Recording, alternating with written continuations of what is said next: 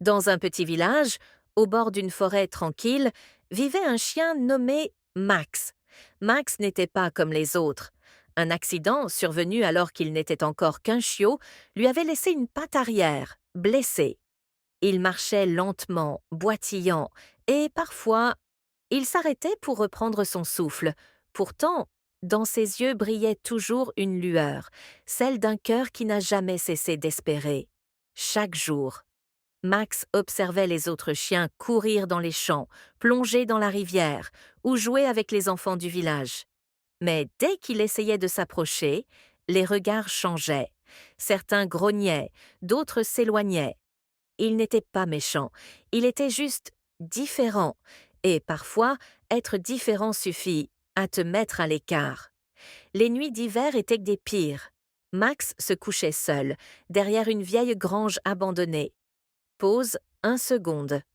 Le vent glacial sifflait entre les planches cassées et son ventre criait famine.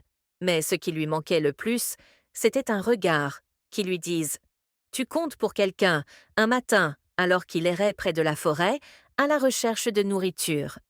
Max entendit un bruit étrange, des aboiements, mais pas comme d'habitude. C'étaient des cris de détresse. Il suivit le son, malgré sa patte douloureuse, et découvrit un petit chiot, tombé dans un fossé rempli d'eau glaciale. Le courant était fort, le chiot se débattait désespérément, prêt à être emporté. Max n'hésita pas. Il sauta dans l'eau, la morsure glaciale le fit frissonner. Mais il nagea, jusqu'à atteindre le chiot. Il l'attrapa délicatement par la peau du cou, et, avec toutes ses forces, le ramena sur la berge. Tremblant, mais sain et sauf. Ce chiot s'appelait Léo. Il appartenait à une famille du village. Quand les habitants apprirent ce qu'avait fait Max, tout changea. Les enfants vinrent le caresser. Les autres chiens commencèrent à l'accepter. Et même le vieux fermier lui fabriqua une niche chaude avec des couvertures. Pour la première fois, Max n'était plus le chien blessé qu'on évitait. Il était devenu Max, le héros. La blessure de Max ne disparut jamais. Il continua à boiter toute sa vie. Mais cette patte n'était plus un signe de faiblesse, d'un courage qui avait changé le regard des autres. Et Max le savait.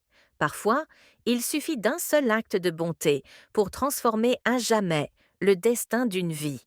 Si l'histoire de Max vous a touché, alors sachez qu'il existe encore tant d'histoires vraies et émouvantes, des histoires de courage, d'espoir et parfois de larmes.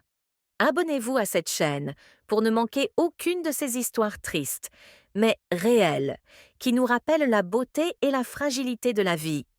Merci à tous d'avoir regardé et écouté jusqu'à la fin. Je vous aime beaucoup, bisous.